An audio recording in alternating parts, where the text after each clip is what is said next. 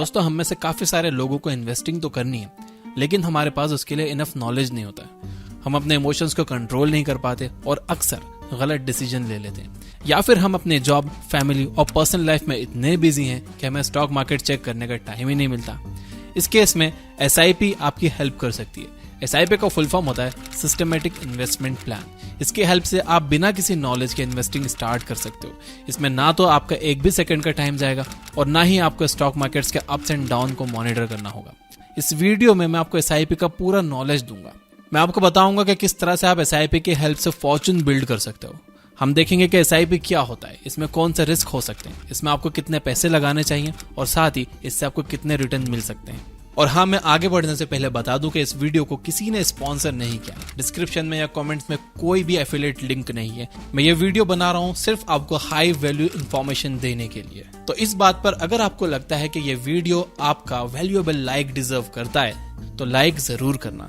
तो आइए SIP और म्यूचुअल फंड्स के बारे में सारे सवालों का एक एक करके जवाब जानते हैं। नंबर 1, SIP क्या होता है? SIP एक इन्वेस्टमेंट स्ट्रेटेजी है जिसकी हेल्प से आप म्यूचुअल फंड्स के जरिए स्टॉक्स में पैसा इन्वेस्ट करते हो।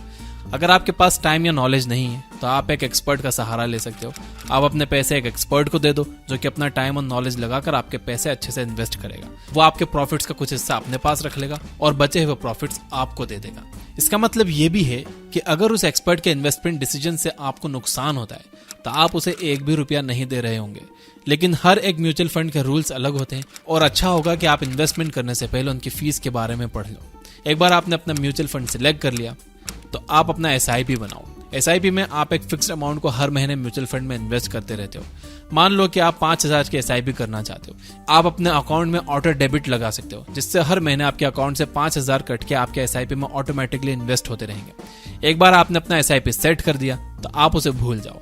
अब वो हर महीने आपके अकाउंट से डेबिट होता रहेगा और आप आराम से अपनी जॉब, अपने बिजनेस या अपनी पढ़ाई पर फोकस कर सकते हो। नंबर 2, कौन सा म्यूचुअल फंड बेस्ट होता है? म्यूचुअल फंड्स दो तरह के होते हैं, एक्टिवली मैनेज्ड फंड्स और पैसिवली मैनेज्ड फंड्स। जैसा कि आप नाम से ही समझ गए होंगे, एक्टिवली मैनेज्ड फंड में एक एक्सपर्ट लगातार अपनी नॉलेज और मार्केट के मूवमेंट्स के हिसाब से पैसे इन्वेस्ट करता रहता है। दूसरी तरफ पैसिवली मैनेज म्यूचुअल फंड्स में आप पैसे लगाकर भूल जाते हो और उसे 10-15 साल के बाद ही निकालते हो। पैसिवली मैनेज्ड म्यूचुअल फंड्स को इंडेक्स फंड्स भी कहा जाता है। इन म्यूचुअल फंड्स में आप देश के टॉप 50 कंपनीज में पैसे लगाते हो। आप ये अज्यूम करके चलते हो कि किसी भी कंट्री के present top 50 companies long term में बेटर परफॉर्म करेंगी ही। इंडिया के इंडेक्स को निफ्टी 50 कहा जाता है। यहाँ पर आपको लग रहा होगा कि एक्टिवली मैनेज फंड्स बेटर होते हैं क्योंकि उसमें एक्सपर्ट्स हमेशा काम करते रहते हैं। ज्यादा काम करने की वजह से उन्हें रिटर्न्स भी ज्यादा मिलते होंगे, लेकिन ऐसा नहीं है। शॉर्ट टर्म में हो सकता है कि एक्टिवली मैनेज्ड म्यूचुअल फंड्स ज्यादा प्रॉफिट कमा रहे हो, लेकिन लॉन्ग टर्म में वो पैसिवली मैनेज्ड म्यूचुअल फंड्स को बीट नहीं कर पाते।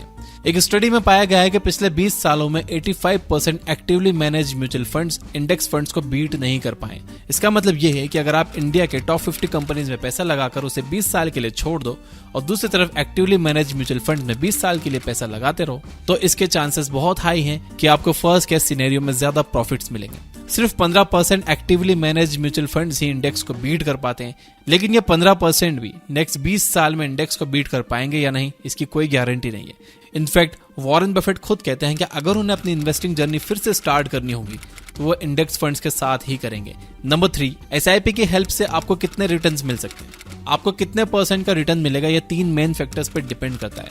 A, आप कितने रुपए मार्केट में लगाते हो। आप जितने ज्यादा पैसे मार्केट में लगाओगे आपको उतने ज्यादा रिटर्न्स मिलेंगे। B, आप कितने टाइम तक पैसे मार्केट में लगाते हो। एक बार पैसा लगाकर उसे एक हफ्ते में ही निकाल लेने से आपको कोई खास रिटर्न नहीं मिलने वाले। दूसरी तरफ अगर आप 20 साल तक हर महीने अपने SIP भरते रहते हो तो आपको अच्छे खासे रिटर्न्स मिल सकते हैं। C, मार्केट की कंडीशंस कैसी है। अनफॉर्चुनेटली इसे कंट्रोल करने के लिए आप कुछ भी नहीं कर सकते। आपके कंट्रोल में यह है कि आप कितने पैसे लगाते हो और कितने टाइम तक लगाते हो और किस फंड में लगाते हो। अगर ये तीनों चीजें अच्छी हैं तो आपके रिस्क काफी हद तक कम हो जाते हैं, लेकिन वो जीरो नहीं होते। मार्केट कंडीशंस हमेशा फ्लक्चुएट करती रहती है और इस वजह से आप जो भी पैसे लगाओगे उसे खोने का एक रिस्क हमेशा बना रहेगा। लेकिन अगर आप लॉन्ग टर्म तक SIP में इन्वेस्ट करते रहते हो तो आपका रिस्क नियर टू जीरो हो जाता है। अब मान लो कि आप 5,000 के SIP करते हो और आपको हर साल 12% के रिटर्न्स मिलते हैं, तो ऐसे में 20 साल के बाद आपको कितने रिटर्न्स मिलेंगे? इसे कैलकुलेट करने के लिए आप SIP कैलकुलेटर यूज कर सकते हो। गूगल पर जाकर इसको सर्च कर लो, आपको ये आसानी से मिल जाएगा। अगर मैं हर महीने 5,000 रुपए SIP के थ्रू इन्वेस्ट करता रहूंगा तो 20 साल के बाद मैं 12 लाख तक इन्वेस्ट कर चुका हूंगा। इस पर मुझे टोटल रिटर्न्स लगभग 38 लाख रुपए के मिलेंगे। इसका मतलब है मेरे 12 लाख का अमाउंट बढ़कर 50 लाख हो चुका होगा। अब आइए इन सारी वैल्यूज को हम सिर्फ 20% इंक्रीज कर देते हैं। मान लो कि आप 5,000 की जगह 6,000 हर महीने इन्वेस्ट करते हो। मान लो कि आप 20 साल के लिए नहीं बल्कि 24 साल के लिए पैसे लगाते हो, और मान लो कि रिटर्न्स आपको फिर भी 12% ही मिल रहे हैं, क्योंकि ये मार्केट कंडीशंस पर डिपेंड करता है और इसे कंट्रोल करने के लिए हम कुछ नहीं कर सकते।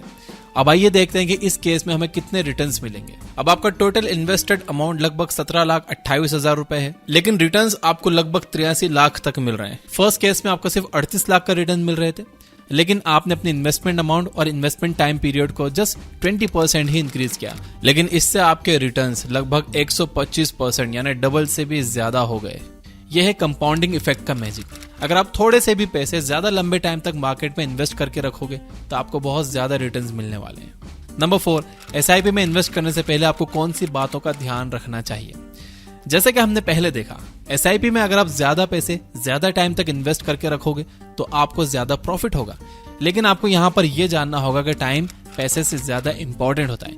मतलब अगर आप थोड़े से पैसे ज्यादा टाइम के लिए लगाओगे तो आपको अच्छे प्रॉफिट्स मिलेंगे, लेकिन अगर आप बहुत सारे पैसे थोड़े से टाइम के लिए लगाओगे तो इससे आपको कोई फायदा नहीं होगा। मैंने अपने दोस्तों की SIP जबरदस्ती शुरू करवाई है कि यार तुम शुरू करो, 20 साल बाद दुआएं दोगे मुझे। तो मैं आपको भी कह रहा हूँ कि अगर आप 500 रुपए से शुरू कर सकते हो ना, तो 500 रुपए से SIP शुरू कर दो। अगले साल उसे 10% बढ़ाकर 550 रुपए कर देना, लेकिन शुरू करो। 20 साल बाद आप भी मुझे दुआएं दोगे। जितनी यंग एज में आप SIP करना शुरू कर दो, उतनी जल्दी आप फाइनेंशियली फ्री हो जाओगे और जिंदगी भर सिर्फ पैसे के पीछे ही नहीं लगे रहोगे। यार लाइफ एंजॉय करने का भी टाइम मिलेगा, घूमने फिरने का टाइम मिलेगा, फैमिली के लिए टाइम मिलेगा।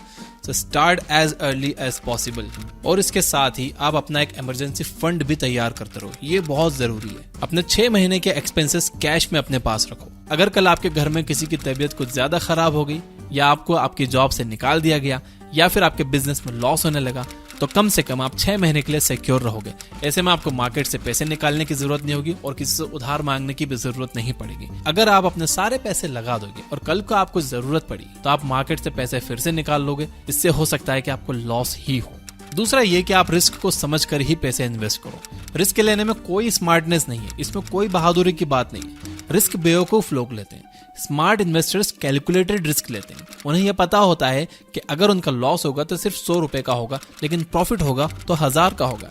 इसलिए आप किसी भी म्यूचुअल फंड में इन्वेस्ट करने से पहले उसके पोर्टफोलियो में जाकर ये देख लो कि वो कौन सी कंपनीज में पैसे लगा रहे हैं, आप उन कंपनीज पर ट्रस्ट करते हो या नहीं, वो कितनी फीस ले रही है और उस म्यूचुअल फंड के मैनेजर का ट्रैक रिकॉर्ड कैसा रहा है। Number 5, lump sum versus SIP। हमने अभी सारे एग्जांपल्स में देखा कि अगर आप 5,000 हर महीने 20 साल तक इन्वेस्ट करोगे तो आप टोटल 12 लाख इन्वेस्ट करोगे। मान लो कि आपके पास इस टाइम 12 लाख रुपए कैश में या बैंक में पड़े हुए हैं, तो क्या फिर भी आपको हर महीने 5,000 ही इन्वेस्ट करने चाहिए, या फिर आपको एक साथ सारे पैसे मार्केट में लगा देने चाहिए? सारे पैसों को एक साथ लगाने वाली स्ट्रेटेजी को लमसम इन्वेस्टमेंट कहते हैं। इस स्ट्रेटेजी से आपको तभी प्रॉफिट हो सकता है जब मार्केट ओवरली अंडर वैल्यूड हो। अगर इकोनॉमी क्रैश कर रही है, जैसे कि 2020 के कोविड लॉकडाउन में हुआ था, तब सारी अच्छी कंपनीज 50% से ज्यादा पर ड्रॉप कर गई थी, तब लमसम इन्वेस्टमेंट करने का अच्छा टाइम था। मैंने भी किए थे और बहुत अच्छे रिटर्न्स बनाए। प्रॉब्लम यह है कि अब ऐसा मौका नेक्स्ट टाइम कब आएगा कोई नहीं बता सकता, और अगर आप मार्केट के ओवर वैल्यूड होने पर सारे पैसे इन्वेस्ट करोगे तो आपको लॉस ही होगा। दूसरी तरफ हर महीने 5,000 इन्वेस्ट करने से आप मार्केट में कंटिन्यूअसली पैसे लगा रहे हो। इस महीने मार्केट ऊपर गया तो आपने 5,000 लगाए, आपको कम यूनिट्स मिली।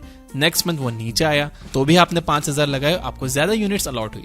ऐसे में आप कंपनीज को उनकी एवरेज प्राइस पर खरीद रहे होते हो, जब वो ना अंडर वैल्यूड है और ना ही ओवर वैल्यूड है। इस तरह से SIP में आपको मार्केट का एवरेज रिटर्न मिल रहा होता है। अगर आपको फिर से कोविड जैसा एक मौका मिल जाए, जब आप सारी अच्छी कंपनीज को या निफ्टी 50 की किसी कंपनीज को तेजी से नीचे गिरता हुआ देखो, तब आप उसमें लमसम इन्वेस्टमेंट कर सकते हो। लेकिन जब आपको ऐसा मौका ना मिले, आप SIP में इन्वेस्ट करते रहो।